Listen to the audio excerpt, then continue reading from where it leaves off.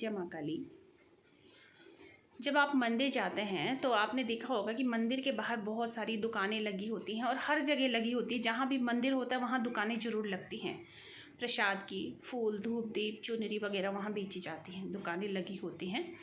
और कई बार कई लोगों के साथ ऐसा होता है, आपके साथ भी हुआ होगा कि आपने कोई प्रसाद लिया, चुनरी ली है, धूप दीप वगैरह फूल मालाएँ ली हैं मंदिर में चढ़ाने के लिए, और आपको कहा जाता है कि बाद में आकर के आप पैसे दे देना। और कई कई लोग ऐसा करते भी हैं, जाकर के ले जाते हैं, प्रसाद वगैरह चढ़ा देते हैं और पैसे आकर के दे देते हैं।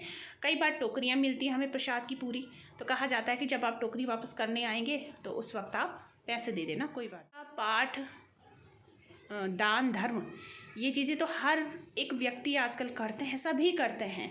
और लगभग हमारे सनातनी हिंदू जो हैं वो तो सभी लोग पूजा पाठ करते हैं और हर धर्म में पूजा पाठ होता है। ठीक है, पूजा पाठ हिंदुओं में पूजा पाठ कहा जाता है, लेकिन हर धर्म में अपने अपने तरीके से अपने अपने इष्ट को, अपने अपने आराध्य को मनाया जाता है, पूजा जाता है। ठीक है, तो ये सभी के लिए ये वीडियो, कोई भी धर्म से हो वो सभी के लिए है, क्योंकि कुछ ना कुछ चीज़ें तो हर धर्म में चढ़ाई जाती है भगवान को। इसमें ऐसा होता है ना कि जब आप साधक हैं, साधना करते हैं और आपके साथ गलती से ऐसा हो जाए तो आपकी साधना तो वहाँ पे थोड़ा सा गड़बड़ हो ही जाती है। क्योंकि होता है ना कि तराजू का जो पलड़ा होता है ना, उसमें से अगर थोड़ा सा एक बार कम हो जाए तो थोड़ा सा डिसबैलेंस हो जाता है, तो वही चीज़ हो जाती है। आपको फिर से उतनी ऊर्जा जो है ना वो एकत्र करनी होती है। तो साधकों को तो विशेष करके इस बात का ध्यान रखना ही चाहिए। आप जब भी आप कोई चीज़ लेते हैं तो उसको पैसा देकर ही वहाँ से आप प्रसाद उठाइए, फूल मालाएँ उठाइए, चुनरी उठाइए, भगवान को चढ़ाइए।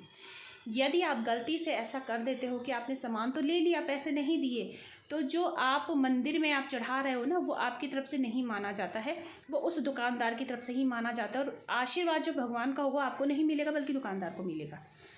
और जो साधक हैं उन लोगों को खास कर इस बात का ध्यान जरूर रखना चाहिए कि आपके साथ अगर ऐसा होता है तो सतर्क हो जाए।